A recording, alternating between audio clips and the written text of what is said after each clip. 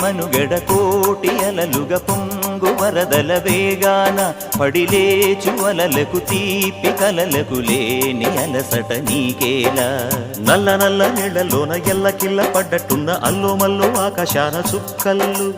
అమ్మాయంటి జాబిల్లమ్మ అబ్బాయంటి సూర్యుడమ్మ ఇంటి దీపాలవ్వాలంట దిక్కుళ్ళు ఎవరికి వారే యమునకు నీరే రేవు నీరు నావదంట నావతోడు రేవుదంట పంచుకుంటే